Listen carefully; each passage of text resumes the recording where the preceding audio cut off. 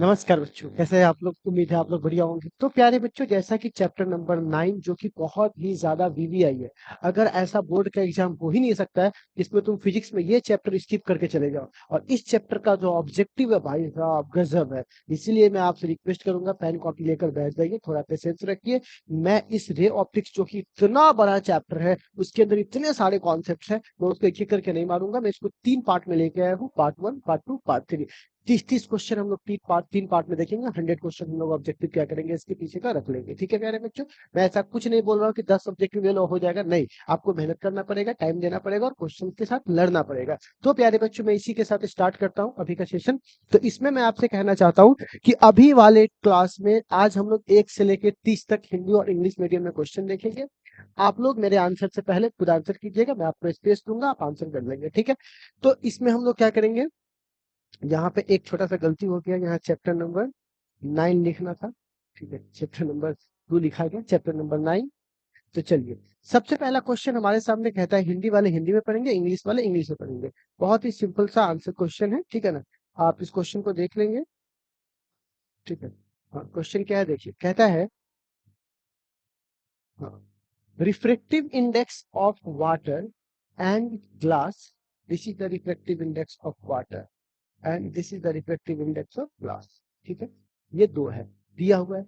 रे going to water to glass, मतलब जो रे है वो कहाँ जा रहा है, वाटर से ग्लास में जा रहा है। ठीक है, ये मान के चलो ये वाटर है और ये ग्लास है। ठीक है, लाइट ऐसे गया है, ठीक है, ऐसे गया, वाटर से कहा जा रहा है, ग्लास में। Then critical angle will be, तो उसका क्रिटिकल एंगल क्या होगा। ठीक है, तो आप एक बात बताइए, क्रिटिकल एंगल मतलब हिंदी में भी देखिएगा तो पानी तथा शीशा का परिमाण दिया गया है। प्रकाश की किरण शीशे से कहाँ जा रही है, पानी में जा रही है, शीशे से पानी में जा रही है। अच्छा, एक ग्लास,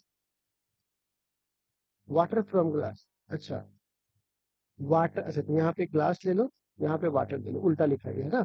ये कह रहा है वाटर में जा रही है, कहाँ से, ग्लास में जा रही है, तो क्रिटिकल एंगल क्या होगा। तो मैं आपको बता दूं, फॉर्मूला होता है स्नेल के नियम से, साइन आई बट्टे साइन आर। जिसमें जा रहा है तो वाटर में जा रहा है, जिससे जा रहा है तो ग्लास से जा रहा है। ये फॉर्मूला होता है स्नेल का नियम का, जिसमें जा रहा है जिससे जा रहा है। तो आप बताइए प्यारे बच्चों, यहाँ पे साइन आई को साइन आई यहाँ पे रहने देंगे, ठीक है, और यहाँ पर क्या लिखेंगे, साइन 90 डिग्री, क्योंकि यहाँ पे बोल रहा है क्रिटिकल एंगल मतलब क्रांतिक कोण। तो क्रांतिक कोण का मतलब होता है कि ये यहाँ पर रिफ्रैक्शन कितना होता है, 90। ठीक है, तो आप बताइए, जिसमें जा रहा है तो वाटर में जा रहा है, तो यहाँ पे वाटर को हाँ, वाटर में नहीं जा रहा है, हाँ, पानी में जा रहा है, शीशे से पानी में जा रहा है। तो वाटर का यहाँ पर कितना है होगा, वाटर का है 4/3। ठीक है, और इसका बोलिए कितना है, ग्लास का, तो ग्लास का 5/3, 5/3। तो यहाँ से 3 से 3 कट जाएगा, तो यहाँ पे आ जाएगा साइन आई, क्योंकि यहाँ पे 90 का मान 1 होता है, तो यहाँ पर क्या आ जाएगा 4/5। ठीक है, तो चूंकि इनवर्स लिखेंगे तो क्या लिखेंगे, साइन इनवर्स 4/5। ये बहुत ही सिंपल सा आपके पास क्वेश्चन है, आप इसको एक बार देख लीजिए यहाँ पे क्या किए हैं। तो पहला ही क्वेश्चन आपके सामने आ गया क्रिटिकल एंगल का, जो कि हम लोगों ने TIR, पूर्ण आंतरिक परिवर्तन, टोटल इंटरनल रिफ्लेक्शन में हमने इसे पढ़ लिया होगा। क्या इस बात में कोई डाउट है आपको, आई थिंक नहीं होना चाहिए। ठीक है, चलिए आगे बढ़ते हैं। नेक्स्ट हमारे पास कहता है यहाँ पर प्यारे बच्चों, एक convex lens is dipped in a liquid. अगर एक कॉन्वेक्स लेंस को हम किस में डुबाते हैं, लिक्विड में डुबाते हैं, यहाँ पर भी कहा जाता है उत्तल लेंस को द्रव में डुबाया जाता है।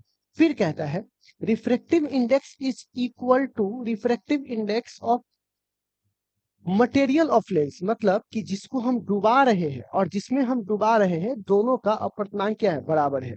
तो वो देखिएगा कि अगर हम जिसमें इसको डुबा रहे हैं और जिससे इसको डुबा रहे हैं, ये दोनों आपस में क्या है प्यारे बच्चों, बराबर है।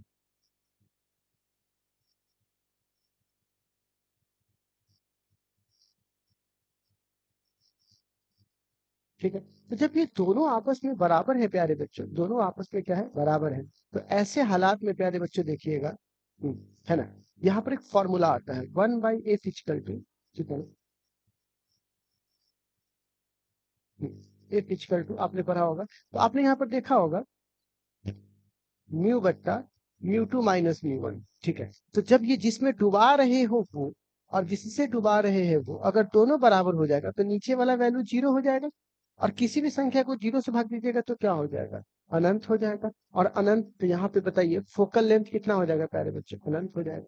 आप लोगों ने लेंस मेकर फॉर्मूला में पढ़ा होगा, तो जिसमें डुबा रहे, जिससे डुबा रहे, उसका यहाँ पर क्या हो जाएगा, अनंत। एनसीईआरटी में भी ये सवाल था, मैंने बनवाया भी था आपको क्लास में एनसीईआरटी, कि भैया ये क्या हो जाएगा, अनंत हो जाएगा। इसका मतलब साफ साफ होता है वस्तु विलीन हो जाएगा, जब उसमें जाएगा तो उसमें चला जाएगा। तो जब अंत, कहते हैं ना, सब लौट हमी में आएंगे और अंत हमी से पाएंगे। फिर कहता है क्रिटिकल एंगल, फिर से यहाँ पर क्रिटिकल एंगल की बारी आई।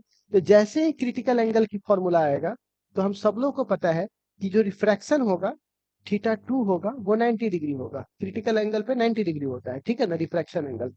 अब कह रहा है स्पीड ऑफ लाइट यहाँ पर, अच्छा, और लाइट कहाँ से कहाँ जा रहा है, मीडियम 1 टू मीडियम 2, ठीक है, मीडियम 1 से लाइट कहाँ जा रहा है, मीडियम 2 में जा रहा है। ओके, अब कह रहा है the speed of light in medium 1, तो पहले वाले में इसकी स्पीड कितनी है, v, तो दूसरे वाले में इसकी स्पीड निकालनी, यानी v डैश का मान निकालना, यही ना।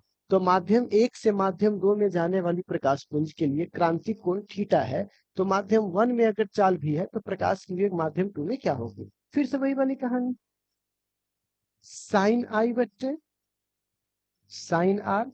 और आपने पढ़ा होगा, ठीक है ना, जिसमें जा रहा है तो ये आपके लिए क्या हो जाएगा पूरा, μ2, और जिससे जा रहा है वो क्या हो जाएगा, μ1। आपने पढ़ा होगा ना, यहाँ से पढ़ा है। तो यहाँ से जो पढ़ा है, तो यहाँ पर v1/v2 होता है, तो ये v1 है और ये क्या है, v2, v/v डैश। ठीक, तो आप बताइए, अगर मैं v डैश को उधर भेजूंगा तो क्या मैं इसको लिख सकता हूँ, देखो तो साइन आई बट्टा साइन आर का मान 1 बराबर v/v डैश, तो v डैश को उधर भेजिएगा तो v/, क्या हो जाएगा, साइन आई। सिंपल, v/, क्या हो जाएगा, साइन आई। तो हमारे पास कौन सा ऑप्शन होगा, वो v/, साइन आई। ठीक है, ये सिंपल सा क्वेश्चन है, बोर्ड एग्जाम्स में आए हुए क्वेश्चन है। अगला में कहता है optical fibre communication is based on the following phenomena, मतलब सिंपल कहता है एक प्रकाशीय तंतु एक एक वर्णी प्रकाश के आपतित होने पर निम्न में से किस घटना, कौन सी घटना होती है। तो जब प्यारे बच्चों, जब ऑप्टिकल फाइबर जो है वो टोटल इंटरनल रिफ्लेक्शन पर आधारित होता है, TIR का एग्जांपल होता है ऑप्टिकल फाइबर, ठीक है। यह आपको कम्युनिकेशन में काम आता है, काफी ज्यादा VVI टॉपिक भी है, तो हम लोगों ने इसे पहले भी ऑलरेडी कर चुका है, ठीक है। नेक्स्ट हमारे पास आता है, कहता है इस, याद रखिएगा मैंने आपको इसलिए ऑब्जेक्टिव बोला क्योंकि ये 2 नंबर में भी क्वेश्चन आ चुका है, इसीलिए मैं धीरे धीरे, लाइट चैप्टर है, इसमें आप बहुत स्पीड नहीं भाग सकते, आराम से रुक करके हम लोग काम करना है, ठीक है। तो प्यारे बच्चों, BC बनाएंगे, ऐसा बनाइए कि एग्जाम में जाकर यहाँ के बाद वहां लिख सके, ये नहीं कि फिर यहाँ भी पढ़े फिर अलग से ही पढ़ना पड़े, उतना स्पीड फास्ट हम नहीं कर सकते, आराम आराम से चलिए। तो यहाँ पे कहता है a biconvex lens has refractive index of material is 1.5, ठीक है। तो यहाँ पे कहता है एक बाई कॉन्वेक्स लेंस है जिसका रिफ्रेक्टिव इंडेक्स किसी मटेरियल का 1.5 है, what will be the focal length. तो यहाँ पे बताइए, म्यू का मान यहाँ दे दिया हुआ है। अब कह रहा है focal length if the radius of curvature of its surface और इट्स 20। तो यहाँ पे एक बात बताइएगा, बाई कॉन्वेक्स लेंस बोला है, तो ध्यान से देखिए, ये यहाँ पर हो जाएगा R2 और ये यहाँ पे हो जाएगा R1। और आपको मैं बता चुका, ये भी एनसीईआरटी का ही सवाल है, ठीक है। यहाँ पे होगा +R, इधर है तो, और इधर है तो क्या होगा, -R, लेकिन दोनों की वैल्यू आपस में क्या होगी, बराबर होगी। अब हमें कह रहा है फोकल लेंथ निकाल के दिखा, हाँ, फोकल लेंथ। आपको तो पता होना चाहिए कि यहाँ पे 1/f का फॉर्मूला होता है μ2 μ-1 1/r 1 -1/r2। एनसीईआरटी का सवाल, सिंपल क्वेश्चन है।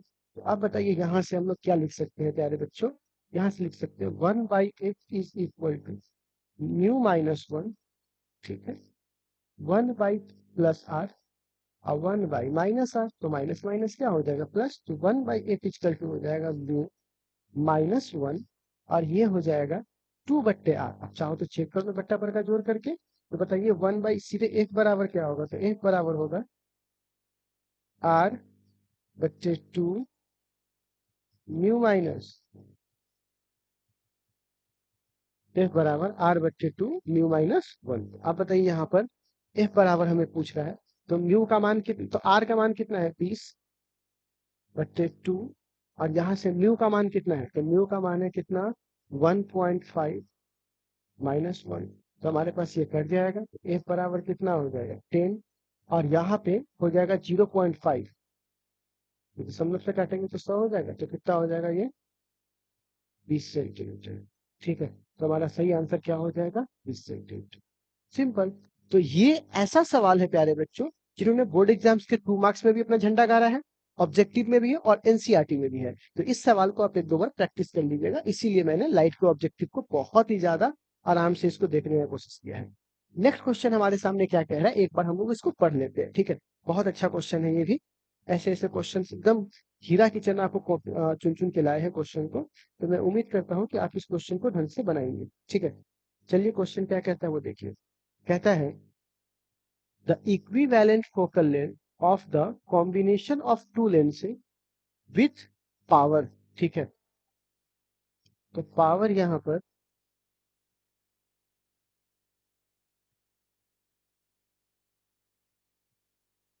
-2,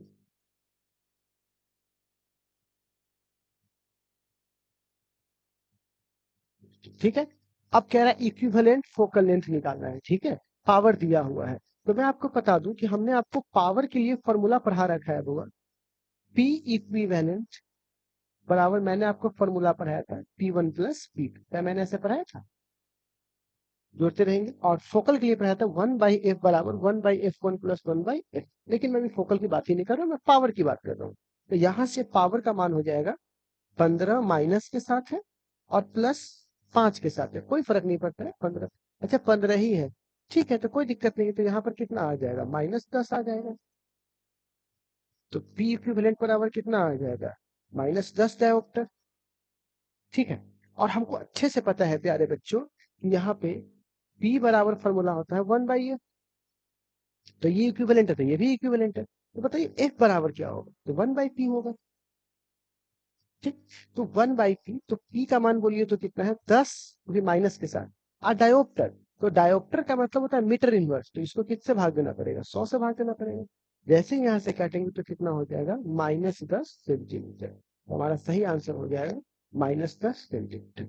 आप ध्यान से देख लीजिए, एकदम सिंपल सा न्यूमेरिकल है, ऐसे न्यूमेरिकल आपको बोर्ड एग्जाम में देखेंगे, आप इससे भाग नहीं सकते। ठीक है बच्चे लोग, तो जो भी हास्ट एंड फास्ट मोड में है कि बस ये वो ऐसे नहीं, थोड़ा सा तो आपको भाई समय देना पड़ेगा। ठीक है, हाँ वो अलग बात है कि आपको क्वेश्चन 2 गुना मिलेंगे तो आप इसको छोड़ के निकल सकते हो, वो अलग मुद्दा हो सकता है कि आप ना बनाओ न्यूमेरिकल, बट हमारे पास ये कि हमें लेके चलना होगा। क्या पता कि क्वेश्चन इस लेवल के आ जाए कि हमें मजबूरी में अटेम्प्ट करना ही पड़ेगा, तो मजबूरी में क्यों करना, शौक से करेंगे भाई, आओ हमको आता है बना लेंगे। ठीक है, चलो अब नेक्स्ट क्वेश्चन हमारे पास कहता है the radius of curvature of a spherical mirror is 40 centimetre, focal length क्या होगा, तो पक्की बात है फोकल लेंथ क्या होता है R/2 होता है, तो 40 को भाग देंगे तो कितना होगा 20 सेंटीमीटर में। सिंपल, ये इतना सिंपल, हाँ भाई बोर्ड एग्जाम है, बिहार बोर्ड है, वो कुछ भी कर सकता है। ठीक है, कहता है we can see the sun sometime before actually rise the horizontal, some time later after it sets down the horizon is caused, मतलब हम सूर्य को उसके उगने से पहले ही देख लेते हैं, इसका कारण हमारे सामने क्या होता है बताइए तो प्यारे बच्चों। तो इसका कारण सिंपल सी बात होता है रिफ्रैक्शन, अपवर्तन। जैसे आपको याद है मैंने बताया था ये धरती है, ये सूरज है, यहाँ से प्रकाश जाएगा, हमारा वातावरण इसको थोड़ा सा मोड़ देगा, तो ये अपवर्तन हो रहा है ना। ठीक है, ये तो हम लोग ने शॉर्ट्स भी इस पे डाले थे आपको बना करके वीडियोज। ठीक है, वीडियोज भी दिखाते हैं इसके। अब नेक्स्ट कहता है, अब कहता है कार्टेशियन मतलब साइन का इस्तेमाल करके मिरर फॉर्मूला क्या है, तो मिरर फॉर्मूला तो सब जानता है 1/, हाँ यही होगा ना, हाँ तो इसको 2 है और आर की जगह लिख सकते हैं 2f, तो कट जाएगा तो 1/f, तो सही ऑप्शन होगा 1/v + 1/u बराबर 1/f। ठीक है, यही होगा। चलिए आगे बढ़ते हैं, सिंपल है। लेकिन अब हमसे पूछेगा लेंस मेकर फॉर्मूला, तो लेंस में ना u माइनस में रहता है, तो 1/v - 1/u बराबर 1/f, तो सही ऑप्शन कौन सा हो जाएगा, ये वाला हो जाएगा। ठीक है, प्लस में रहता है किसमें, मिरर में, और इसमें किसमें रहता है, माइनस में। सिंपल सी बात आपको समझना है। नेक्स्ट कहता है हमारे पास, कहता है एक हमारे पास a lens is cut into 2 parts L1 and L2, ये हमारे पास लेंस है, मैंने इसे ऐसे काट दिया है।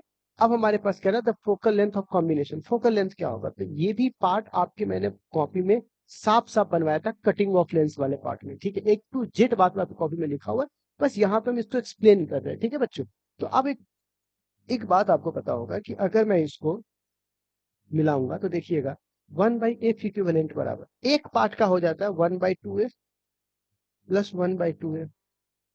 तो यहाँ पर कितना हो जाएगा 2/2f। तो काट देंगे तो कितना हो जाएगा f हो जाएगा, पलट देंगे तो कितना हो जाएगा f, मतलब f के f ही रहता है।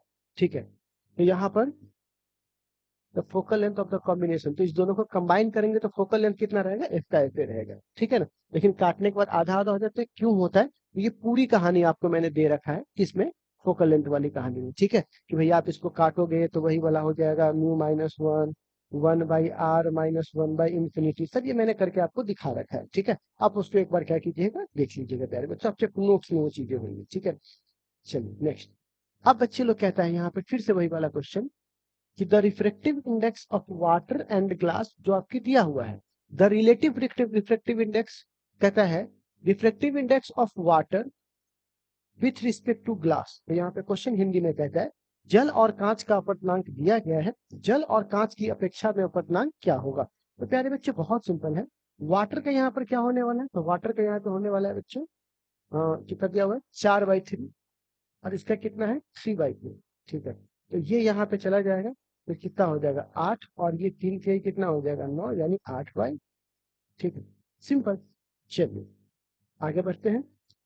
ऐसे में कहता है what is the reason of shining of air bubble in water, जो यहाँ पे कहता है बबल्स जो यहाँ पर साइन करते हैं वो किसकी वजह से करते हैं? तो कह रहे बच्चे सिंपल सी बात है, किसकी वजह से करेंगे, टोटल इंटरनल रिफ्लेक्शन। क्योंकि वहां पर क्या होता है, मैंने आपको बताया था लाइट ऐसे है, फिर 7 कलरों में रेनबो जो बनता है, तो यही तो प्रक्रिया है बबल वाला।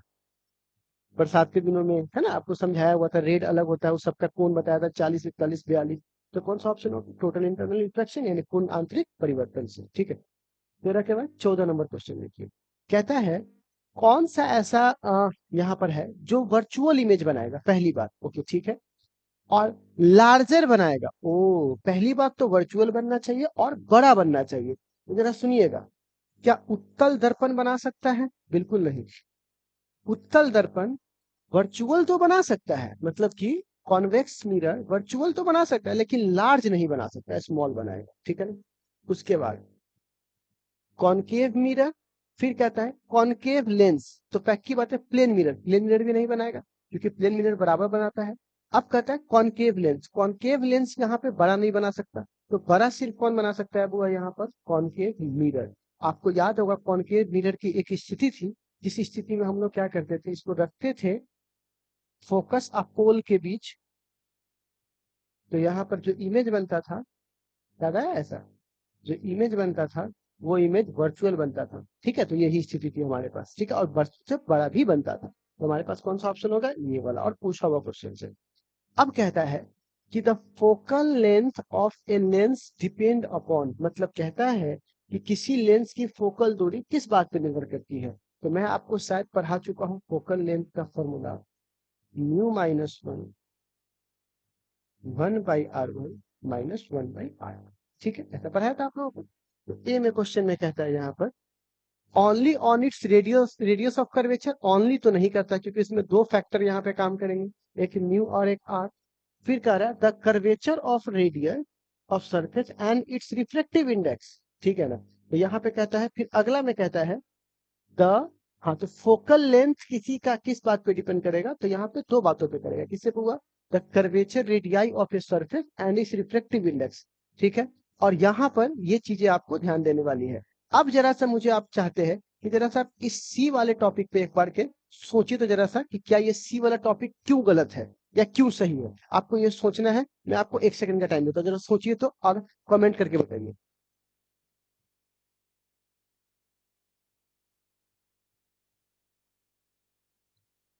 चलिए मैं वेट कर रहा हूँ, आप लोग जल्दी बताइए।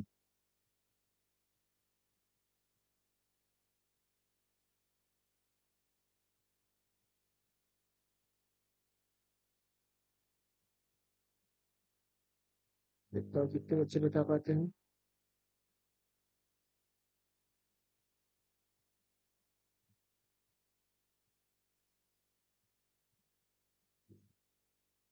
ठीक है, एग्जैक्टली यही मैं आपको सोचने के लिए बोल रहा हूँ कि जब भी आप फॉर्मूला को देखिए पूरे कॉन्टेक्स्ट में देखिए। ठीक है, तो पहले बच्चों हम लोग इस फॉर्मूला को लहरिया कट मार के निकल जाते हैं और हम लोग मार देते हैं बी नंबर।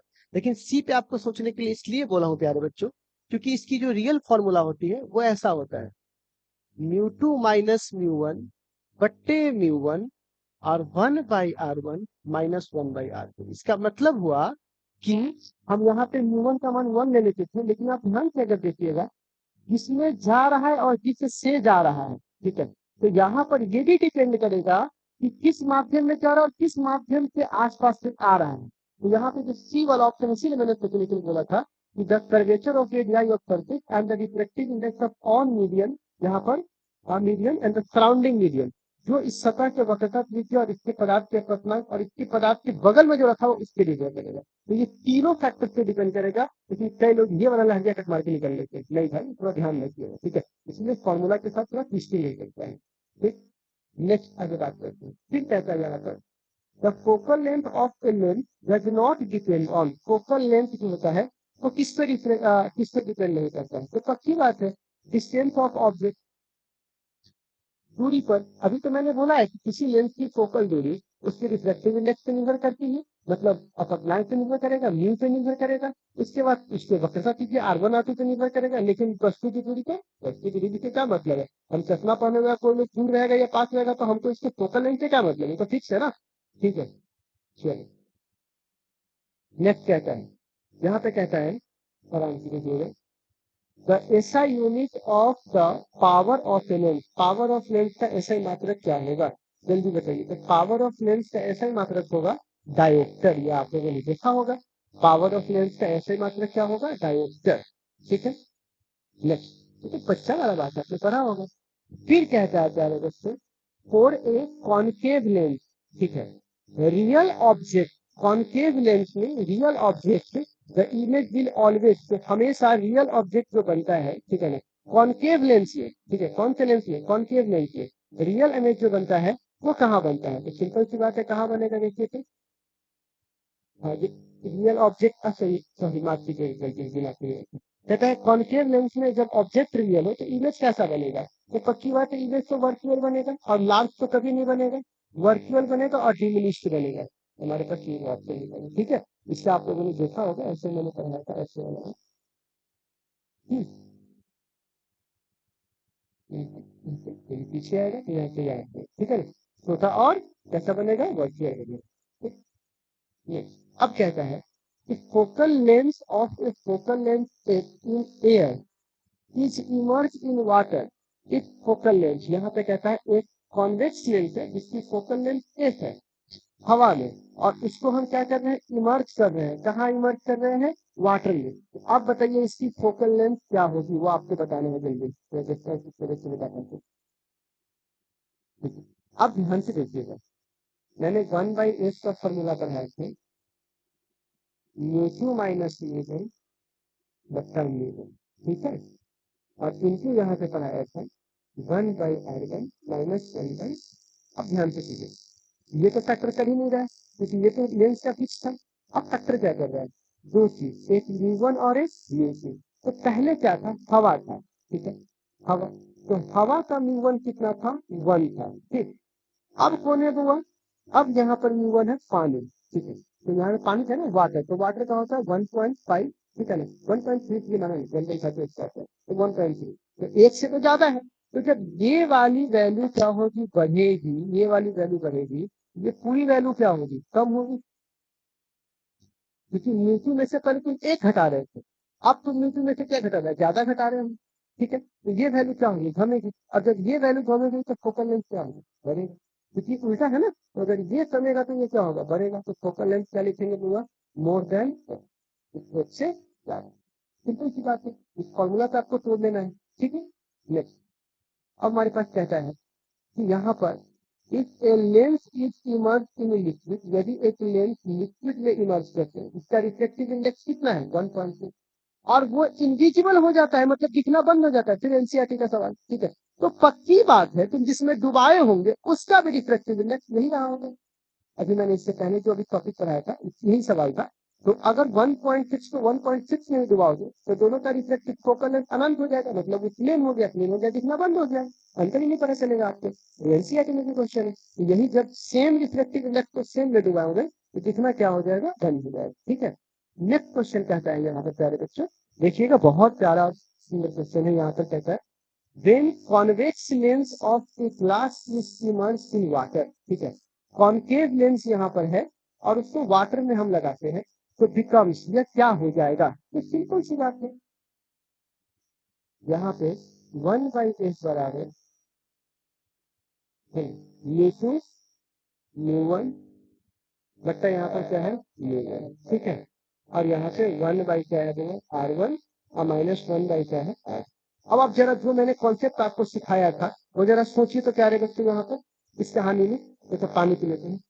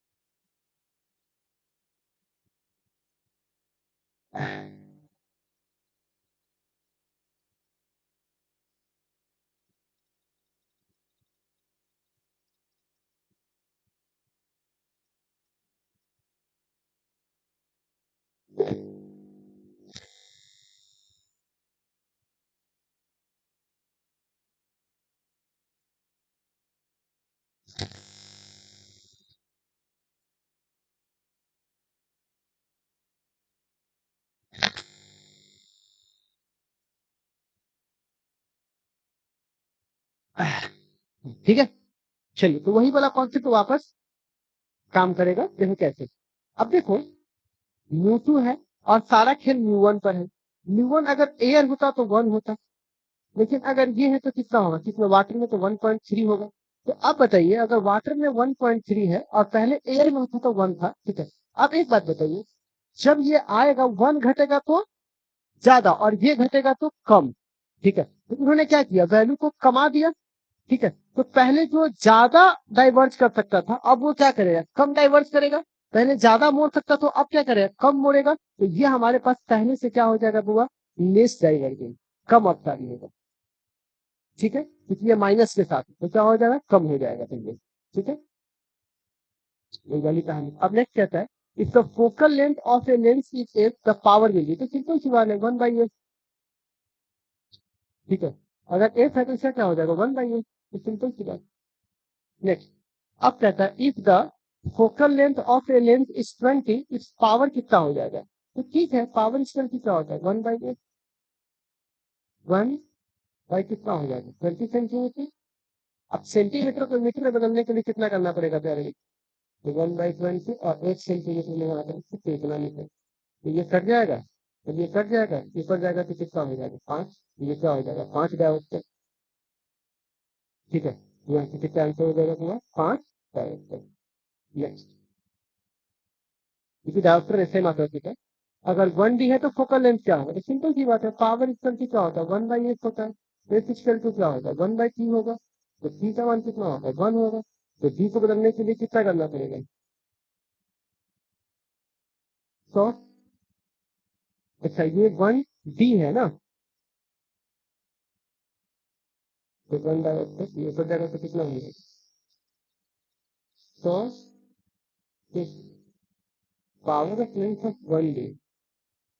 तो 1d है तो 1d दे दिया गया है, 1d का मतलब होता है मीटर में है, ठीक है। तो ऊपर क्या करते क्या हो जाएगा मीटर। अच्छा तो हमको इसको सेंटीमीटर में क्यों बदलना भाई, सेंटीमीटर में बदल के समझे, डेसीमीटर हमारा आंसर हो जाएगा, ठीक है, ठीक है। हम इसको सेंटीमीटर में बदल के समझे। नेक्स्ट में कहता है कि दो थिन लेंस है और दोनों को कंबाइन करके बहुत फेमस है, 1/s बराबर 1/s1 प्लस 1/s2। तो कट्टा पर का जोड़ करेंगे तो s1 इंटू s2 ऊपर चला जाएगा, और s1 प्लस s2 कहाँ चला आएगा, ये हो जाएगा, इसको कलर देंगे तो ये आ जाएगा, इससे ये ऑप्शन कौन सा हो जाएगा ये, ठीक है। नेक्स्ट में कहता है दो पावर ऑफ दो का लेंस है उसका पावर P1 है P2 है, तो ये अभी तो पता है जोड़ में आता है P1 प्लस P2, ये पढ़ा है ना 1/8 इक्विवेलेंट बराबर 1/s1 प्लस 1/s2, इक्विवेलेंट बराबर क्या होगा P1 प्लस नेक्स्ट हमारे पास कैसा डायरेक्शन जैसे कि एक colour image is form when ray of is passing through thin lens because एक कलर इमेज यहाँ से प्राप्त होता है क्योंकि वहां पर क्या होता है बउआ क्रोमेटिक एब्रिएशन आपको पढ़ाया थे प्यारे बच्चे वर्ण विस्थन क्या होता है कि एक प्रकाश जाता है और लेंस में जब ये दोष आ जाता है तो कलर को एक जगह पे नहीं मिला पाता बल्कि सभी कलर के फोकस अलग अलग हो जाते हैं तो यहाँ पे आपको क्या आता है क्रोमेटिक एब्रिएशन आता है ठीक है नेक्स्ट लेंस का पावर का मात्रा क्या होगा आप कहता है chromatic abbreviation is not possible कि क्रोमेटिक एब्रिविएशन लेंस में पॉसिबल सॉरी लेंस में है लेकिन दर्पण में पॉसिबल नहीं ये सब लेंस में होता है ठीक है ये दोष लेंस में पाया जाता है आप कहता है किस कलर का सबसे लंबा वेवलेंथ होता है तो बच्चा बच्चा जानता है कि रेड कलर का सबसे लंबा वेवलेंथ होता है ठीक है नेक्स्ट किस कलर का सबसे छोटा होता है तो वायलेट का विजुअल पढ़े हो ना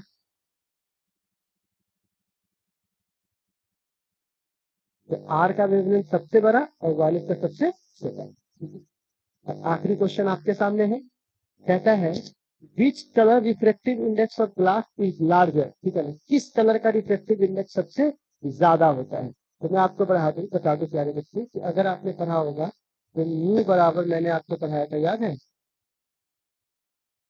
भी बच्चे भी आप बताइए प्यारे बच्चे न्यू बराबर सी और भी बराबर लेंदा बच्चे थी तो आपको नहीं लग रहा है कि टाइम कांस्टेंट है सी कांस्टेंट है तो म्यू किसकी इनवर्सली प्रोपोर्शनल होगा 1/λ का तो जिसका लेंदा ज्यादा होगा उसका म्यू सबसे कम होगा तो ये हमसे पूछ रहा है किसका म्यू ज्यादा होगा जिसका लेंदा सबसे कम होगा तो सबसे कम लेंदा किसका होता है डायगोनल का होता है तो सबसे ज्यादा रिफ्लेक्टिव इंडेक्स किसका होगा इसका होगा तो सबसे ज्यादा कौन मुड़ता है यही तो मुड़ता है तभी तो देखते होंगे सबसे ज्यादा वायलेट मुड़ता है और सबसे कम रेड मुड़ता है तो सबसे ज्यादा मोड़ने की क्षमता किसके पास है वायलेट के पास है तो मैंने आपको समझा करके पूरा बता दिया तो ये 32 क्वेश्चन थे हमारे पास जिसमें हम लोगों ने ये आपको सारे करके दिखा दिए अब हम लोगों को क्या करना है अगले पार्ट में अगला 33 से लेकर के और 65 तक के क्वेश्चन हम लोग कल करेंगे और अगले उसके बाद 100 तक का 3 पार्ट में ये होगा और एक बार आप सारे क्वेश्चन को एक बार देख लीजिए ऑब्जेक्टिव है लाइफ का ऑब्जेक्टिव है तो थोड़ा बोला तो अपने साथ वो रखेगा और इतना भी क्या रखना है इतना पढ़ो तो इतना तो कम से कम कर ही सकते हो आपने तो चलिए फिर मिलते हैं अगली मुलाकात में ठीक है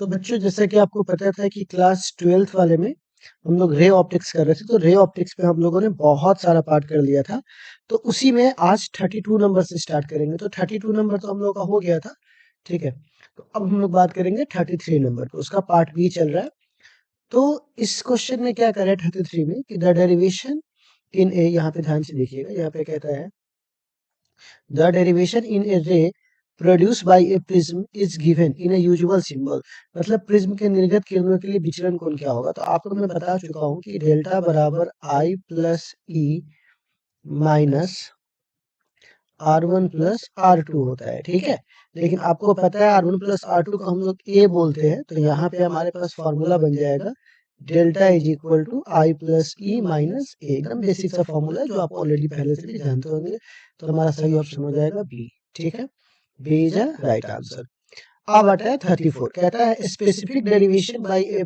थीन प्रिज्म इज मतलब थीन प्रिज्म के द्वारा डेरिवेशन का स्पेसिफिक डेरिवेशन का फॉर्मूला क्या है तो आपको पढ़ा चुके हैं डेल्टा बराबर म्यू माइनस 1 इंटू ए ये इतना बेसिक सा फॉर्मूला है कि आई थिंक हमको लगता है कि हर एक बच्चा को याद ही रहना चाहिए और उसके साथ साथ ये फॉर्मूला आपकी कॉपी में सीधा सीधा भी आपको मिल ही जाएगा ठीक है तो ये हमारे पास फॉर्मूला आ गया अब 35 में देखिएगा बहुत ही सिंपल क्वेश्चन है कहता है the component of a white light that suffer a small deviation with the passing through the glass prism मतलब कहता है कांच के प्रिज्म से होकर गुजरने वाली श्वेत प्रकाश की न्यूनतम विचलन किसमें होगी देखिए न्यूनतम विचलन का मतलब क्या हुआ सबसे कम कौन डेविएट करेगा तो बेसिक सी बात जरा देखिएगा आपने नोटिस किया होगा कि जब यहाँ से व्हाइट लाइट आती है तो एक ऊपर रेड रहता है और नीचे जो है वो वॉयलेट रहता है तो सबसे ज्यादा कौन मुड़ा तो सबसे ज्यादा मुड़ा वॉयलेट और सबसे कम कौन मुड़ा रेड तो सबसे कम जो है स्मॉल डेविएशन किसमें है रेड में है ठीक है और सबसे ज्यादा डेविएशन किसमें है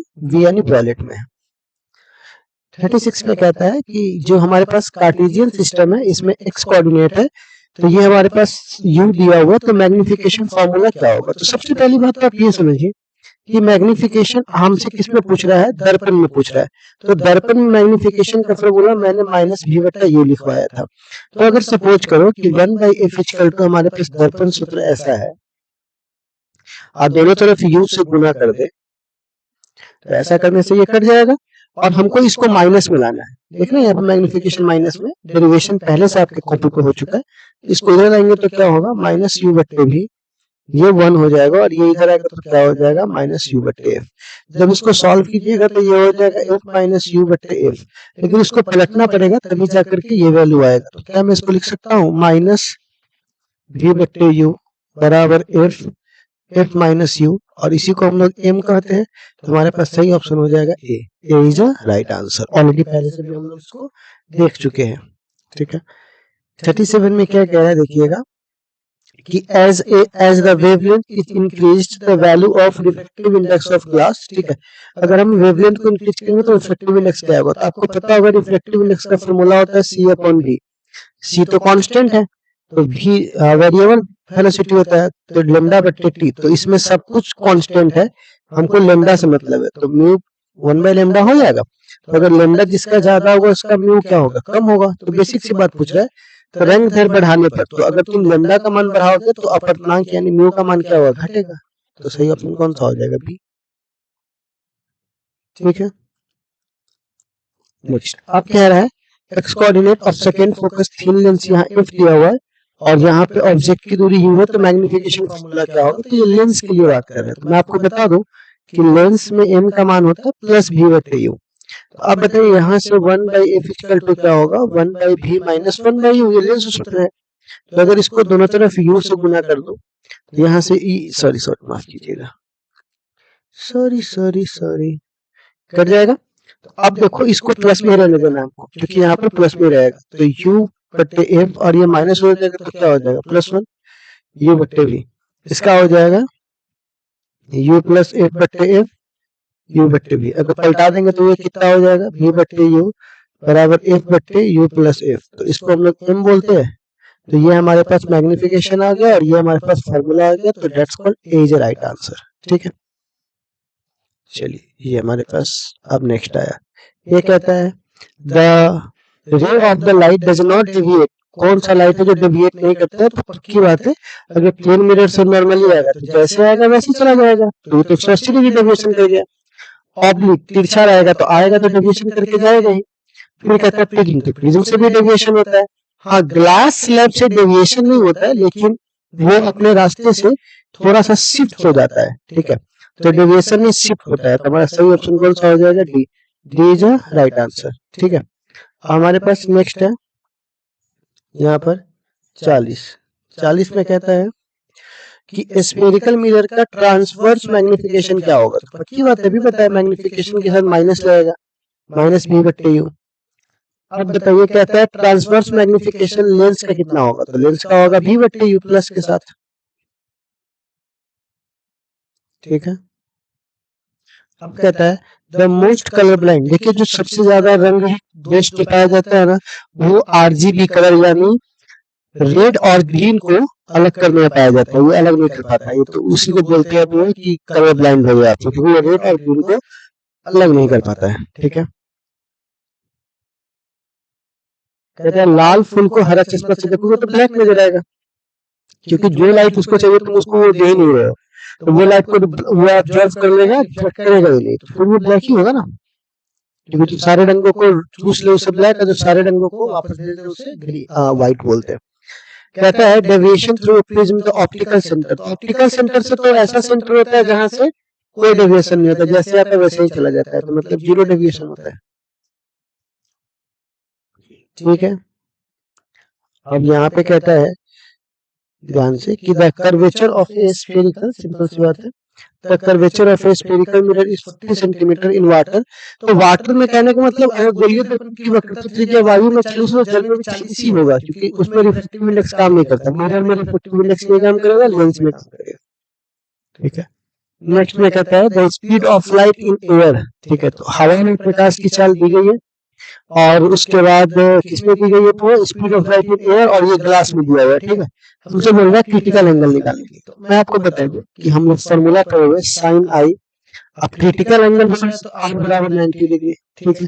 जिसमें जा रहा है, ठीक है, जिसमें जा रहा है उसको टू बोलेंगे, यानी अगर देखा जाए तो ये V1 एयर हुआ, ठीक है, और ये यहाँ पर मतलब स्पीड ऑफ लाइट एयर इतना इतना ग्लास, तो देखो जिससे जा रहा है, तो ग्लास में अगर तुमको क्रिटिकल एंगल देखोगे तो डेंसिटी मीडियम यहाँ से इससे जा रहा होगा, ग्लास से जाएगा, हवा में जाएगा, तो इसका फॉर्मूला हो जाएगा V1 बट्टा V2, और V1 का मान यहाँ हो जाएगा 2 गुणे 10 के पावर 8, और यहाँ किस में जा रहा है तो हवा में जा रहा है, तो हवा आपके लिए V2 हो जाएगा, कट जाएगा।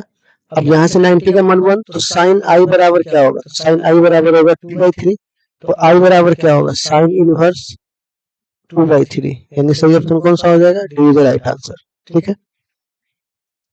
चलो नेक्स्ट हमसे कह रहा है the number of image form, तो ध्यान से देखिएगा, अगर इस तरह से कटा है, मैं आपको बता चुका हूँ, तो 4 अलग अलग तरह का रिफ्लेक्टिव इंडेक्स है, मतलब 4 अलग अलग तरह का लाइट के मोड़ने की क्षमता है, तो ये लाइट को यहाँ मोड़ेगा, ये यहाँ मोड़ेगा, ये यहाँ मोड़ेगा, ये यहाँ मोड़ेगा, तो 4 अलग अलग बिंदु पे लाइट को मोड़िएगा तो 4 अलग अलग इमेज बनेगा, तो सही ऑप्शन कितना हो जाएगा, 4। तो याद रखिएगा, जब ऐसे कटेगा तो इमेज उतना ही बनेगा, और अगर ऐसे कटेगा तो कोई फर्क पड़ने वाला नहीं है। कटना तो है पर कैसे कटेगा वो इम्पोर्टेंट है, ठीक है। तो ये हमारे पास कहता है, देखो मैंने इसको ऐसे काटा है, ऐसे नहीं, ऐसे काटने पर कोई फर्क पड़ने वाला नहीं है। देखो जब ऐसे काटे हैं तो कितने आगे बढ़ा, एक ऊपर और एक नीचे, तो कितना बनेगा 2। तो जो हॉरिजॉन्टल कट रहा है ना, इससे फर्क पड़ता है, वर्टिकल कटने से फर्क नहीं पड़ेगा आपको।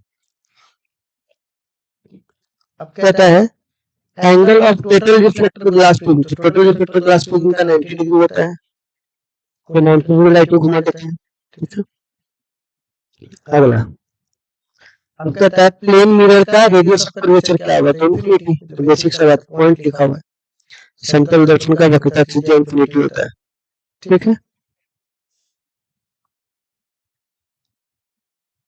ठीक है। तो ये क्वेश्चन हमारे सामने कहता है कि when any convex lens is drawn into water then its power, अगर किसी भी convex lens को अगर हम पानी में डुबाएंगे तो ये किस तरह से काम करेगा, तो इसका आंसर बहुत ही सिंपल है कि 1/f है। अगर इसका फॉर्मूला देखिएगा तो ये होता है μ2 माइनस μ1 अपॉन μ1, और फिर होता है 1/r1 माइनस 1/r2। अगर फॉर्मूला बार बार भी देखेंगे तो ये फॉर्मूला आपको याद हो जाता है, और 1/f को हम p बोलते हैं, ठीक है। तो आपको नहीं लग रहा है कि अगर जब म्यू की बात है तो शुरुआत में यहाँ पर म्यू मान के चलिए लेंस है तो 1.5 होगा। अब वाटर में डुबाया तो मान लीजिए पहले ये पानी में था तो म्यू1 था, जब म्यू2 को म्यू1 से घटाइएगा ना तो ये आएगा 0.5 इस कंडीशन में। लेकिन अब क्या हुआ कि आपने इसे पानी में डुबा दिया, तो पानी में डुबा दिया तो पानी का जो रिफ्लेक्टिव इंडेक्स 1.33 है, तो अब जब 1.5 को 1.3 से घटाइएगा तो अब ये आएगा 0.2। तो आप देख रहे हो कि जब यहाँ पर हाथ था तो इसके बीच का अंतर 0.5 था, और जब यहाँ पे पानी आ गया तो अंतर घट गया, और जब ये अंतर घट गया तो चूंकि इस अंतर के डायरेक्टली प्रोपोर्शनल पावर है, तो आप अच्छे से देख सकते हैं कि जब ये अंतर कम रहा है तो पावर भी क्या होगा, कम रहा होगा, क्योंकि दोनों का डायरेक्टली प्रोपोर्शनल है। फोकल लेंथ के केस में उल्टा हो जाता है, फोकल लेंथ पूछ नहीं रहे हैं, पावर पूछ रहा है। तो अगर बीच का डिफरेंस अगर यहाँ पे अगर घट रहा है तो पावर भी क्या हो रहा है, घट रहा होगा, यानी सही ऑप्शन कौन सा हो जाएगा, डिक्रीज, ठीक है। यहाँ पे आपको थोड़ा सा कॉन्सेप्चुअली लाइट है, इसको समझना होगा, ठीक है। चलिए अब नेक्स्ट क्वेश्चन है 52। इस क्वेश्चन में कहता है a biconvex lens mu equal to 1.5 है, it's equal to curvature each of 20 centimetre then power of lens. तो यहाँ पे फिर से पावर ऑफ लेंस, तो पावर ऑफ लेंस बराबर 1/f लिख सकते हैं, और 1/f का फॉर्मूला होता है म्यू माइनस 1। अगर यहाँ पर मैं नॉर्मली फॉर्मूला लूँ एयर के लिए तो यहाँ पर क्या हो जाएगा 1/r1 माइनस 1/r2, ओके। अब यहाँ पे क्या है p इक्वल टू 1/f, तो 1/f को हटा दो, पावर से बात होगा, तो 1.5 माइनस 1, क्योंकि यहाँ म्यू का मान दिया हुआ है, और यहाँ तो अब चूंकि ये बाई कॉन्वेक्स कह रहा है अवतल, तो इसको मानेंगे भैया, यहाँ पर ध्यान से देखिए, इसको मानेंगे प्लस आर तो इसको मानेंगे माइनस आर। तो यहाँ पर एक की वैल्यू 1/r होगी और एक की वैल्यू माइनस आर होगी, तो माइनस माइनस क्या होगा प्लस, ठीक है। पावर इक्वल टू यहाँ पर क्या हो जाएगा 0.5 और वो यहाँ पर कितना हो जाएगा 2/r। तो 0.5 से 2 खत्म हो जाएगा, ठीक है। 0.5 को 1/2 भी करते हैं तो प्रश्न ऊपर नीचे खत्म हो जाएगा। तो r यहाँ बच जाएगा और r का मान यहाँ पर कितना है 20 सेंटीमीटर। तो यहाँ पर डायरेक्टर में आंसर दिया हुआ है तो सेंटीमीटर को मीटर में बदलना होगा। 5 चूंकि ये भाग में है तो कहाँ चलाएगा ऊपर, तो सही ऑप्शन होगा 5 डायरेक्टर। तो यहाँ पर हमने सेंटीमीटर को 10 खाली, क्योंकि देखो यहाँ पर ये सेंटीमीटर में दिया था ना, तो सेंटीमीटर को 10 मीटर में बदलना था, ठीक है। तो सही ऑप्शन कौन सा होगा 5 मीटर।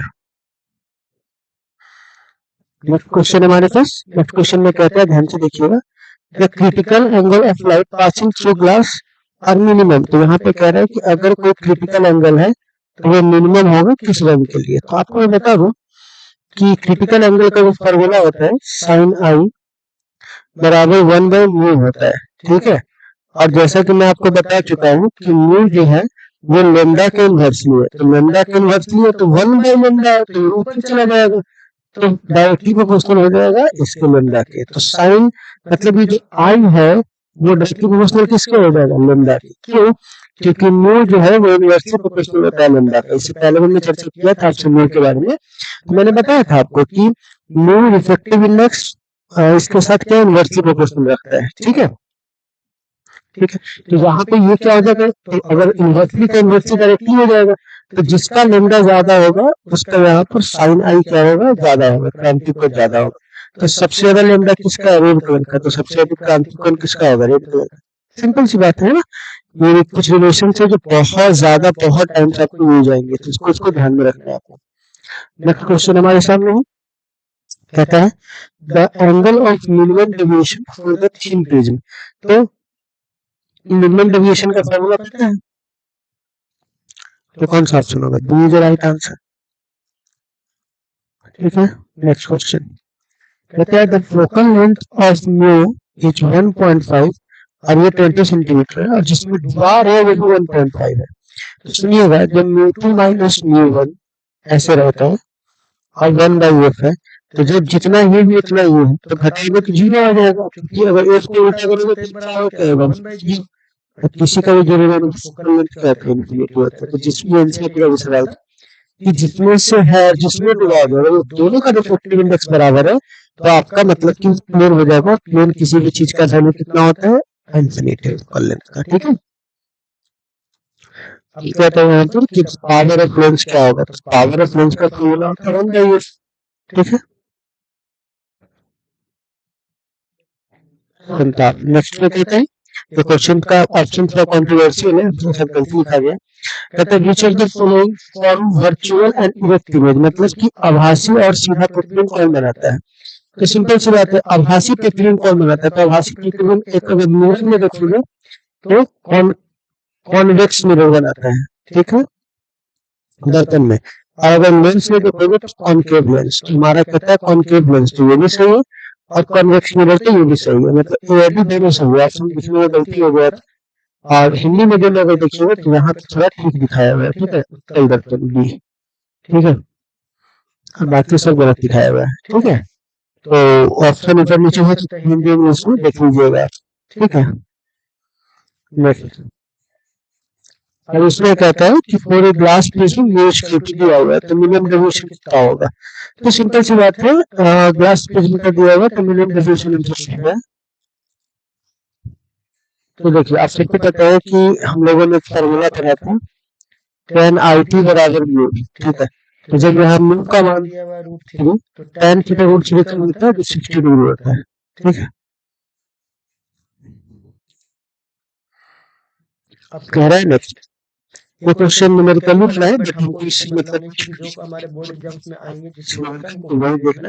अब ये क्वेश्चन एक्स्ट्रा आ गया मतलब आपका दिमाग भरने होगा मतलब इस क्वेश्चन के लिए। अगला क्वेश्चन में कहता है short pulse of white light incident air to glass slab, ठीक है, normal incident after travelling through first colour विजिनर, मतलब सफेद प्रकाश को जब डाला गया, ठीक है, यहाँ पर तो कौन सा रंग पहले बाहर निकलेगा, ठीक है, और कौन सा रंग बाद में बाहर निकलेगा। तो देखिए बहुत सिंपल सी बात है, आपको यहाँ पे पता होना चाहिए कि वेलोसिटी जो है, वेलोसिटी का जो फॉर्मूला होता है वो होता है, देखिए रिफ्रैक्टिव इंडेक्स पता होता है क्या फॉर्मूला होता है, देखो तो क्या फॉर्मूला होता है, सिंपल सी बट्टे भी।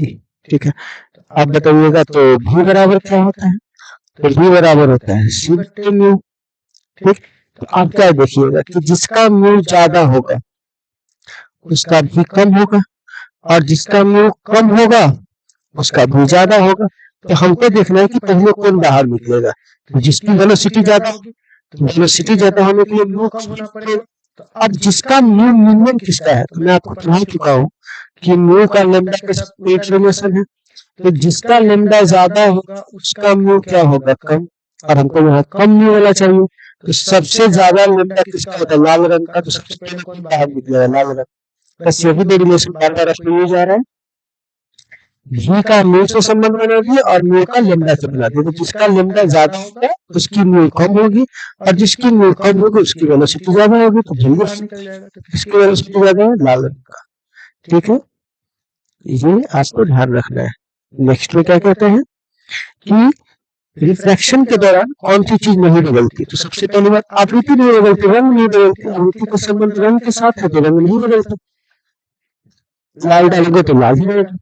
ठीक है, नेक्स्ट कहता है when a ray of light enter in a glass slab its wavelength। तो पक्की बात है, देखिए अब तुमने ग्लास स्लैब में डाला है लाइट को, तो यहाँ पर ये क्लियर नहीं हो रहा है कि तुम किस में से किसमें डाल रहे हो। अगर तुम हवा में इसमें तुम ग्लास स्लैब में डालते तब तो पक्की बात है कि ये घटना होता है ना, वेवलेंथ क्या होता है, घटना होता है। ठीक है, लेकिन यहाँ पर क्या होता है, ये यहाँ पे क्लियर ही नहीं हो रहा तुम कहाँ से कहाँ पे डाल रहे हो, इसीलिए बोलेंगे डेटा इज सफिशियंट, है ना। यहाँ पे डेटा हमारा सफिशियंट नहीं है। ठीक है, नेक्स्ट अगला हो कहता है रोने स्पेक्ट्रम इज लार्जर फोर। तो मैं आपको पढ़ा चुका हूँ, स्पेक्ट्रम का फॉर्मूला होता है 1/λ⁴। ठीक है, तो अगर लेमडा जिसका ज्यादा होगा उसका स्पेक्ट्रम क्या होगा, कम, और जिसका लेमडा कम होगा उसका स्पेक्ट्रम ज्यादा। तो सबसे ज्यादा लेमडा रेड का होता है, तो रेड वाला नहीं चाहिए। सबसे कम किसका होता है, ब्लू का, वायलेट, वायलेट ब्लू इंडेक्स होती है, तो यहाँ पे किसका होगा, ब्लू का। ठीक है, इसीलिए ब्लू कलर सबसे ज्यादा क्या होता है, जो रेडिएट होता है। ठीक है, स्पेक्ट्रम होता है चारों ओर। अब कहता है कि path length T glass slab refractive index यहाँ पे मैं आपको चढ़ा चुका हूँ एन इंटू टी। ठीक है, तो यहाँ पे कौन फॉर्मूला हो जाएगा, एन इंटू टी। ठीक है, कौन सा हो जाएगा, यहाँ पे मेरा फॉर्मूला हो जाएगा एन इंटू टी। तो चलिए हम लोग आगे बढ़ते हैं इस क्वेश्चन के बाद। ठीक है, आगे बढ़ते हैं। नेक्स्ट अब बच्चे लोग नेक्स्ट अब कहता है कॉज ऑफ मिरर इज। ठीक है ना, कॉज ऑफ मिराज इज। तो यहाँ पे मिराज का जो कॉज है वो क्या है, तो मिराज का जो कॉज है उसको बोलते हैं हम लोग refraction and total internal refraction. तो हमारा सही ऑप्शन कौन सा आ जाएगा, परिमांतरिक परिवर्तन, ए नंबर ऑप्शन। ठीक है, तो नेक्स्ट अब आते हैं नेक्स्ट क्वेश्चन पे। नेक्स्ट में कहते हैं the reason of blue colour of the sky is. ठीक है, ब्लू कलर स्काई का क्या होगा। ठीक है, तो देखिएगा बड़े ध्यान से, the reason of blue colour of the sky is, तो आकाश में कलर का जो मतलब बिखराव होता है ये किसकी वजह से होता है, तो वो होता है स्पेक्ट्रम के कारण। रिक्विलेंट पता है ना कि लाइट होता है फिर उसका रिडिस्ट्रीब्यूशन होता है। ठीक है, नेक्स्ट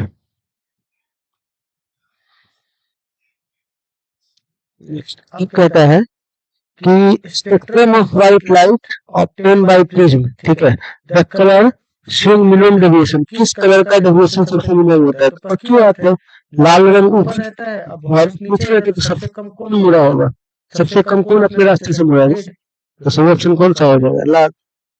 ठीक है, नेक्स्ट हमारे पास है 68 में कहता है कि किस कलर का वेवलेंथ ज्यादा होता है, रेड कलर का। कितनी बार तुम लोग बोल चुके हो क्वेश्चन, बार बार देते थे।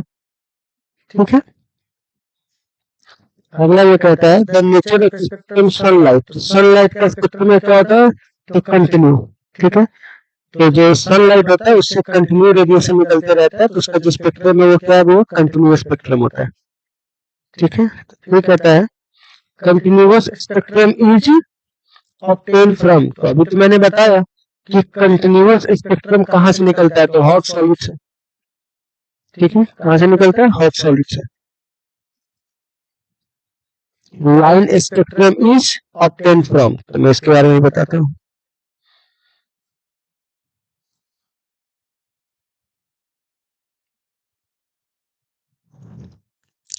ओके, ओके, तो चलिए हम बताते हैं कि 71 से स्टार्ट करते हैं। क्वेश्चन आता है कि भैया ये जो हमारे पास लाइन स्पेक्ट्रम है, ये रेखीय स्पेक्ट्रम को उत्सर्जित कौन करता है, तो रेखीय को लाइन को एटम करता है। ठीक है, तो ये सब थोड़ा सा आपको याद रखना पड़ेगा कि लाइन स्पेक्ट्रम, लाइक ये पूछना इसका है नहीं, बट एक दो ऑब्जेक्टिव के लिए मैं आपको बता दे रहा हूँ कि लाइन स्पेक्ट्रम कौन करता है। बैंड थोड़ा मोटा वाला कौन करेगा, तो की बात है, थोड़ा मोटा वाला मॉलिक्यूल्स करेगा।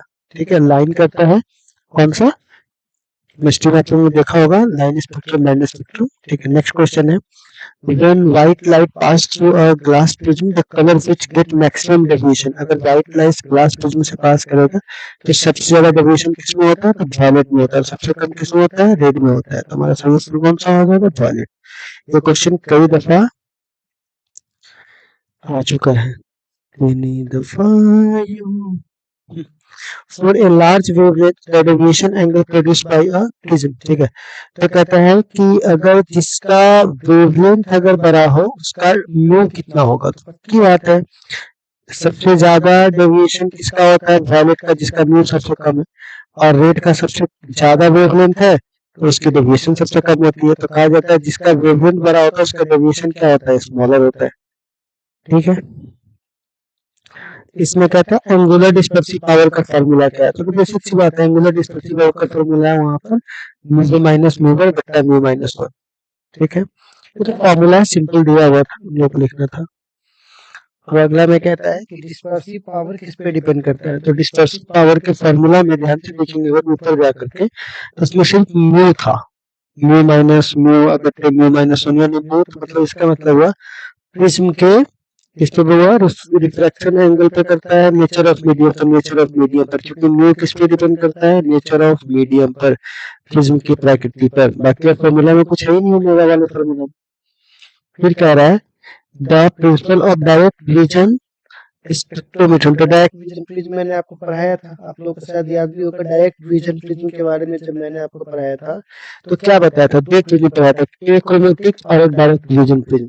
जल्दी बताइए डायरेक्ट विजन वाले में कौन सा हमारा आंसर हो जाएगा, जल्दी देखो, सिंपल सा आंसर भैया कि डायरेक्ट विजन में होता है डिस्पर्सन विदाउट डेविएशन, मतलब कि बिना विचलन के विक्षेपण होगा, ऐसे भेजोगे ऐसे होगा, तो यहाँ से क्या होगा, इस तरह से होगा, तो यहाँ बोल सकते हैं कि डिस्पर्सन विदाउट डेविएशन। ठीक है, डिस्पर्सन हो रहा है बिना डेविएशन के, तो सही ऑप्शन कौन सा हो जाएगा, बी वाला, डायरेक्ट विजन प्रिज्म और एक्रोमेटिक प्रिज्म में आपको ये मैंने बता रखा था। ठीक है, अब कहता है डिस्पर्सिव पावर प्रिज्म का क्या होता है, तो आपको बताना है कि जल्दी बोलिए, तो डिस्पर्सिव पावर प्रिज्म का क्या होता है, हम लोग वेट कर रहे हैं, आपको थोड़ा टाइम भी देंगे ना ताकि आप लोग थोड़ा सा तो कुछ आंसर खुद से भी सोच सके। डिस्पर्सिव पावर क्या होता है, तो एकदम बेसिक सा आंसर है कि डिस्पर्सिव पावर प्रिज्म का जो होता है वो धनात्मक होता है। क्यों होता है, क्योंकि यहाँ पर ओमेगा का जो फॉर्मूला है उसमें सिंपल सी बात है, म्यू याद है, v माइनस म्यू आर अपटा म्यू माइनस वन, तो ये वैल्यू बड़ा होगा, ये वैल्यू छोटा होगा, तो पक्की बात है अगर उससे छोटा घटेगा तो क्या होगा, पॉजिटिव आंसर आने वाला है। उसके बाद 79 में आपसे कह रहा है कुलचे इक्वेशन आपको पढ़ाए थे, तो कुलचे इक्वेशन में आपको क्या पढ़ाए थे, 1/4 है ना, स्कैटरिंग 1/4 पे करता है। फिर नेक्स्ट हमारे पास है अगला, देखिए अब कहता है हमारे पास क्वेश्चन में कि भैया the most scattered light in atmosphere, तो पक्की बात है जिसकी वेवलेंथ ज्यादा होगी, अभी तो मैंने फॉर्मूला पढ़ाया था कि स्कैटरिंग प्रोपोर्शनल 1/λ की तरफ, लेमडा ज्यादा तो स्कैटरिंग कम, लेमडा कम तो स्कैटरिंग ज्यादा, तो कह रहा है सबसे ज्यादा कौन होगा, मोस्ट, तो पक्की बात है जिसकी लेमडा सबसे कम होगी, तो सबसे कम किसकी होती है, ब्लू कलर की होती है, इसीलिए हमको आकाश नीला नजर आता है, यही तो रीजन था आकाश नीला नजर आने का। नेक्स्ट कहता है ऑप्टिकल पाथ किसके डायरेक्टली प्रोपोर्शनल है, मतलब फॉर्मूला क्या है ऑप्टिकल पाथ का, प्रकाशीय पथ का, तो शायद आपको याद होगा हम लोगों ने ऑप्टिकल पाथ बराबर म्यू गुना टी पढ़ा था, यानी रिफ्रैक्टिव इंडेक्स गुना पाथ लेंथ। तो सही ऑप्शन कौन सा आ जाएगा? A is right answer. 82 diamond का रिफ्रैक्टिव इंडेक्स तो सीधा सीधा हम लोग को पता है 2.42, तो दिया हुआ था हम लोग के चार्ट में। ठीक है, नेक्स्ट में कहता है हमारे पास कि the lens which use to remove short sightness में यूज करते हैं उसको हम लोग क्या बोलते हैं? जल्दी बोलिए। तो हम लोग शॉर्ट साइटनेस में यूज करते हैं उसको बोलते हैं कॉनकेव लेंस। कौन सा लेंस? कॉनकेव। कॉन्वेक्स लिखा हुआ है, कॉनकेव। क्योंकि पहले हम लेते थे ना हमारे अखिया पर, याद है आपको अखिया बनाए थे? अखिया चुराए थे अखिया मिलाई धोने किया जादू, कभी शर्मा और कभी किया जादू बिना पायल के ही। ये लो बन गया घुंघरू। तो यहाँ पे कौन सा लगाए थे? कॉनकेव। वेलोसिटी लाइट का सबसे ज्यादा किस में होगा? तो वैक्यूम में होगा, बेसिक सी बात है। जहाँ कुछ नहीं होगा वहां सबसे ज्यादा होगा। कहता है लाइट ईयर। देखो ईयर देख कर क्या इसको तुम लोग ये मत समझ लेना कि ये कोई टाइम का मात्रक है। लाइट ईयर 1 साल में जितना प्रकाश के द्वारा दूर खींचा जाता है उसी दूरी को तो मतलब डिस्टेंस का होता है। ठीक है, प्रकाश वर्ष डिस्टेंस का होता है। अब कहता है पैरेलल स्लैब। अब पक्की बात है स्लैब पैरेलल है तो इसका फोकल लेंथ इंफिनिटी होगा। किसी भी पैरेलल चीज का फोकल लेंथ अनंत होता है। तो पाई बराबर क्या होता है? 1 बाई फोकल लेंथ। तो इनको अनंत से काटेंगे तो वैल्यू क्या आएगा? शून्य। तो सही ऑप्शन कौन सा हो जाएगा? शून्य। 87 अब कहता है कि येलो कलर या मीन कलर। तो मीन कलर का फॉर्मूला क्या हुआ है? Red velvet potato. तो सही ऑप्शन कौन सा आएगा? मीन का तो मतलब होता है ना कि सबसे ऊपर वाला सबसे नीचे वाला आप देखते जितना होता है उतना। अब यहाँ पे कहता है कि वेलोसिटी वैक्यूम में सी है तो ग्लास में कितना होगा? तो पक्की बात है म्यू का फॉर्मूला होता है सी बट्टे म्यू। तो बताइए म्यू बराबर क्या होगा? सी बट्टे म्यू। और बताइए सी म्यू का फॉर्मूला क्या है? 3/2। तो क्या म्यू बराबर लिख सकते हो? 2c/3। तो सही ऑप्शन कौन सा होगा? 2c/3। नेक्स्ट में कहता है which of the following relation is correct for dispersive power. Dispersive power का फॉर्मूला क्या होगा? ये वाला दोबारा आ गया ये क्वेश्चन। फिर से एक बार बिखर जाते हैं। फिर से एक बार आ गया क्वेश्चन। अब एंगुलर डिस्पर्सन का फॉर्मूला क्या होता है? तो एंगुलर डिस्पर्सन का फॉर्मूला मैं आपको पढ़ा चुका हूँ। क्या होता है? म्यू माइनस म्यू आर अगुना क्या है? तो सही ऑप्शन कौन सा हो जाएगा? ए। चलिए अब नेक्स्ट क्वेश्चन कहता है कि कंपाउंड माइक्रोस्कोप में जो ऑब्जेक्टिव लेंस होता है उसके द्वारा कैसा इमेज बनता है? तो पक्की बात है ऑब्जेक्टिव लेंस तो पहले रियल इमेज बनाता है, ठीक, और बड़ा बनाता है। तो रियल और लार्ज। ये आप लोग कंपाउंड माइक्रोस्कोप में देखे होंगे। हाइपरमेट्रोपिया यानी कि दूर दृष्टि दोष को दूर करने के लिए कौन सा लेंस यूज किया जाता है? कॉन्वेक्स।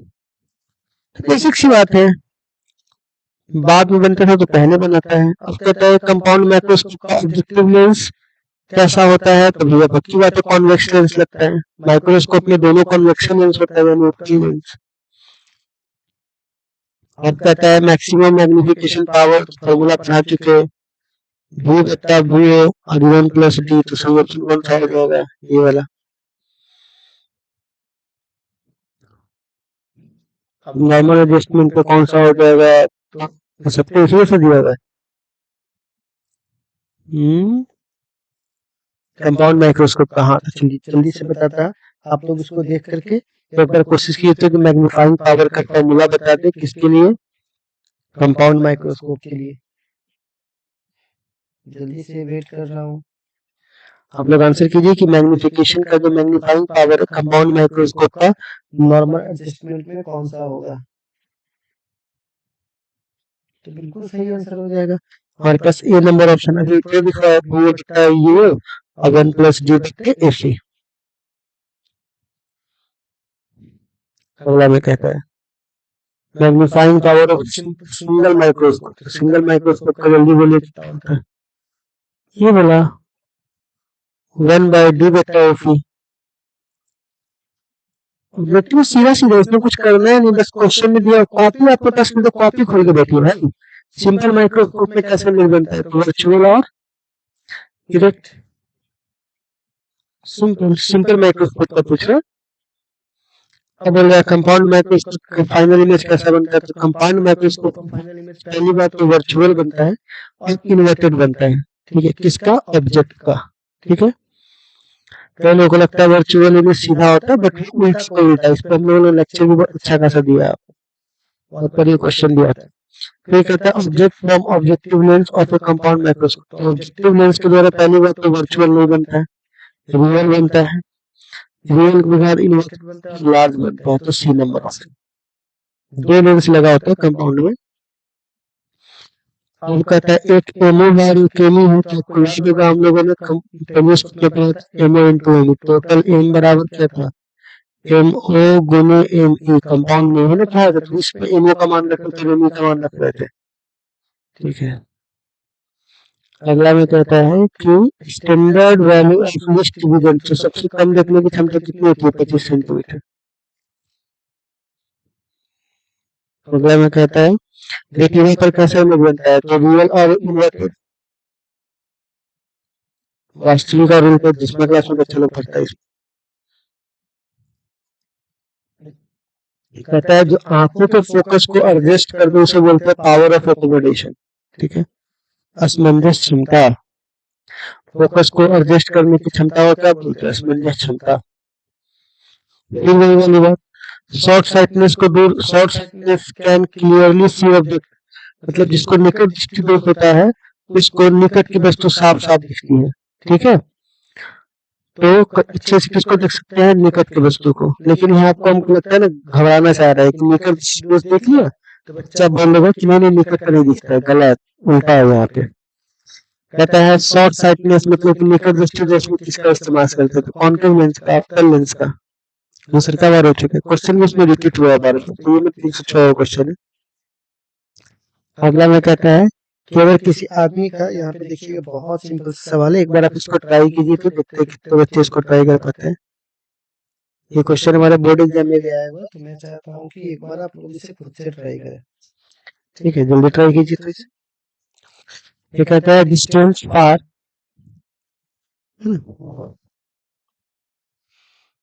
देखो सिंपल सा क्वेश्चन है, मैं चाहता हूँ इसको खुद से आप एक बार ट्राई करो। देखो ये क्या कह रहा है। ठीक है, तो कहता है डिस्टेंस फार, यहाँ पे पर्सन दिया हुआ 100 सेंटीमीटर, तो 100 सेंटीमीटर दिया मतलब 1 मीटर दिया हुआ है, 1 मीटर। और आपको पता है कि ये कह रहा है नियर साइडनेस, तो आप जिसको निकट दृष्टि दोष होगा उसमें कॉनकेव का इस्तेमाल करेंगे। तो बताइए इसका फोकस पॉजिटिव होगा कि निगेटिव होगा, तो पता है ना कॉनकेव का निगेटिव होता है और कन्वेक्स का पॉजिटिव फोकस होता है, ये हमने आपको कई दफे बता चुका है। तो हमसे पूछ रहा है पावर कितना होगा, तो पावर का फॉर्मूला क्या होता है, 1/f। आप एफ की वैल्यू यहाँ -1 दिया हुआ है, तो पक्की बात है डायोप्ट्रिक रूप में देखा जाएगा तो क्या लिखेंगे, -1d। बेसिक सी बात है। ठीक है, चलिए सातवां में कहता है दूर दृष्टि दोष दूर करने के लिए किसका इस्तेमाल करते हैं, तो सबको पता है कॉन्वेक्स लेंस का। बार बार उत्तर दिक्कत आ रहा है, यही क्वेश्चन। अब कह रहा है कि एस्ट्रोनॉमिकल टेलीस्कोप का क्या होगा, तो इसे बताइए। सिंपल। फिर कह रहा है एस्ट्रोनॉमिकल टेलीस्कोप का नॉर्मल, इसको बताइए। अच्छा ऊपर लेंथ है ना पूछ रहा था, सॉरी एक बार देख लो, तो क्योंकि बार बार ये आ रहा है, इसको बताइए। और लेंथ तो नहीं पूछ रहा है ना, अच्छा सॉरी माफ कीजिएगा, यहाँ वही तो मैं कह रहा था कि यहाँ पे कोई गलती ना हो जाए। लेंथ में ये नहीं होगा सर, ये तो पावर हो गया, लेंथ का एफ प्लस एफ, दो लेंथ रहता है ना यहाँ पे, तो इसका एफ है और इसका एफ, तो दो होगा एफ प्लस एफ। कह रहे हैं कि यहाँ पर लेंथ होगा, लेंथ के लिए एफ प्लस एफ।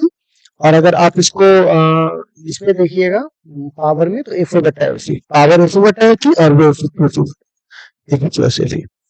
अगला क्वेश्चन में कहता है कि चार डायोप्टर, यहाँ पे ये भी क्वेश्चन बहुत अच्छा और ये भी हमारे एग्जाम में पूछा जा चुका है, तो प्लीज मैं आपसे रिक्वेस्ट करूंगा कि एक बार आप पहले खुद से ट्राई करने की कोशिश करो, फिर आप आंसर मेरा देखना। ठीक है, तो आप वीडियो को रोक करके एक बार खुद से ट्राई करो। लेकिन चलो फिर भी आई थिंक आप लोग वीडियो को रोक लिए होंगे और एक बार आपने ट्राई कर लिया होगा। अब हमारे पास एक क्वेश्चन का आंसर देने का टाइम है, तो हमें यहाँ पर जो दिया हुआ है वो मैं आपको एक बार दिखा दूं। ठीक है, कि हम लोग आपको बताते हैं कि सिंपल माइक्रोस्कोप जो भी होता है उसका होता है 1+d/f होता है मैग्निफिकेशन। ठीक है, तो अब यहाँ से हमें क्या निकालना है, तो हमें दिया हुआ क्या है, तो हमें पावर इक्वल टू कितना दिया हुआ है, 4 डायोप्टर। तो अगर पावर दिया हुआ है तो आपको पता है फोकल लेंथ कितना होगा, तो फोकल लेंथ 1/p होगा। लेकिन क्योंकि आपका पावर यहाँ पे मीटर में होता है, तो पक्की बात है मीटर को सेंटीमीटर में बदलेंगे तो 100 से ऐसे लिखना पड़ेगा। तो हमारे पास जो फोकल लेंथ आएगा वो कितना आएगा, 25 सेंटीमीटर आएगा। ठीक है, और आंखों की देखने की क्षमता भी कितनी होती है, 25। तो आप बताइए 1+d भी 25 है और आपका वो भी 25 है, तो कर जाएगा, तो 1+1 कितना हो जाएगा, 2। तो हमारा सही आंसर हो जाएगा 2। ठीक है, तो यहाँ पर ये हमारा मैग्नीफाइंग पावर का आंसर हो जाएगा। तो बेसिक, तो अब हमारा ये क्या हो गया, खत्म हो गया। तो चलिए फाइनली इतने इंतजार के बाद बच्चे लोग बहुत मेहनत करते हैं उसको बनाने में। आपको लगता होगा ये बहुत सिंपल चीजें हैं, ऐसा नहीं है भाई। मतलब आपका एग्जाम है तो आप इतना सोचो, मेरा एग्जाम भी नहीं, बट फिर भी बच्चों के लिए सब करना पड़ता है। तो आप इसको एक 10 क्वेश्चन है, एक बार आप देख करके बना लीजिएगा, जहाँ हेल्प लगेगा मैं हेल्प ले लीजिएगा।